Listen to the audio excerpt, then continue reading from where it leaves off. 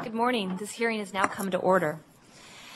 This hearing this morning is the latest in a series of hearings that the subcommittee is holding on a critical issue, an issue that we'll have to take into consideration as members of Congress and also the White House in considering the future direction and funding for NASA.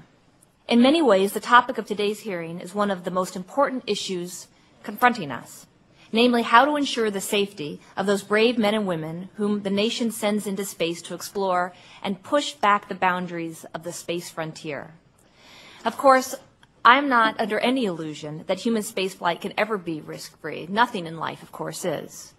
But the Apollo 1 fire, Challenger, Columbia, these fatal accidents, as well as other spaceflight incidents that could have led to loss of life, have driven that point home in stark and tragic terms. Indeed, this subcommittee is holding today's hearing because we need to be sure that any decision being contemplated by the White House or by the Congress are informed by our best understanding of the fundamental crew safety issues facing our human spaceflight program. And in making those decisions, we should not let either advocacy or unexamined optimism replace probing questions and thoughtful analysis. That is why the subcommittee has invited this distinguished guest panel of witnesses to appear before us today. We need to benefit from your perspective and experience as we examine critically important issues that Congress will need to have answered if we are to assess the various proposals that are being put forth.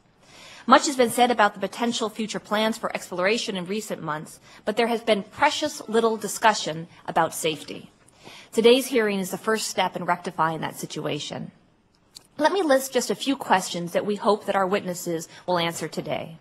As several of the witnesses have put in their prepared testimony, the Constellation program strove to respond to the recommendations of the Columbia Accident Investigation Board that the design of this shuttle system, that replacing the shuttle, should give overriding priority to crew safety. The result is a system that is calculated to be significantly safer than the space shuttle and 2 to 3 times safer than the alternative approaches considered by NASA. Given that, we hope that our witnesses, as to whether, we'll hear from them, whether or not they believe the burden of proof should be put on those who would propose alternatives to Constellation to demonstrate that their systems will be at least as safe as Ares and Orion. Alternatively, we would like to hear whether or not it would be acceptable to reduce the required level of crew safety on commercially provided crew transport services used to transport U.S. astronauts much below what it looks like to be achievable in the Constellation program. In addition, we need to hear our witnesses' views on whether the timetable suggested for the availability of commercial crew transport services is realistic or is not. That is, when one takes into account all of the steps, not just those that are explicitly safety-related, that will need to be taken before the first NASA astronaut can ride to the International Space Station on an operational commercial crew vehicle, do our witnesses believe that such vehicles will be available in time to meet the significant fraction of NASA's ISS crew transfer and crew rescue needs prior to 2020 or not?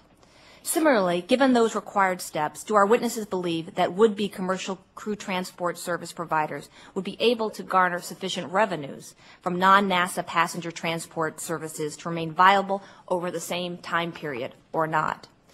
I ask these questions, and you'll hear other questions, of course, from our members, because it's going to be difficult to make reasoned judgments about the wisdom of investing significant taxpayer dollars in would-be commercial providers or of altering Congress's commitment to the existing Constellation program in the absence of clear answers. Finally, what do our witnesses consider to be the most important safety-related issues that will need to be addressed if we are to make our decisions on the future of NASA's human spaceflight and exploration program? And at the end of the day, what will Congress need to do to have the assurance that we have done all that we can to ensure the safety of our nation's future human spaceflight activities? This is not a hypothetical question. It is fundamental for fulfilling our responsibilities as members of Congress. With so much for our subcommittee to consider today, I'm comforted that we have a very distinguished panel who can speak with conviction and knowledge about safety issues and everything that needs to be considered. So I welcome all of you to today's hearing. All of us here, of course, are passionate about space, whether in the private sector or the public sector.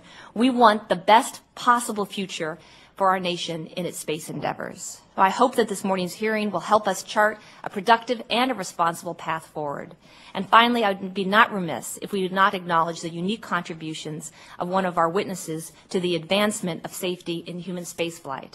And I want to welcome each of you to our hearing, but particularly General Tom Stafford, a veteran of Gemini, Apollo, Soyuz, shuttle return to flight, countless other spaceflight efforts. He can speak as a true national hero and on authority. So in closing, I know that my colleagues join me in saying that we all owe General Stafford a great round of debt for everything you have done for our country, and we are honored, sir, that you're here with us today. Thank you.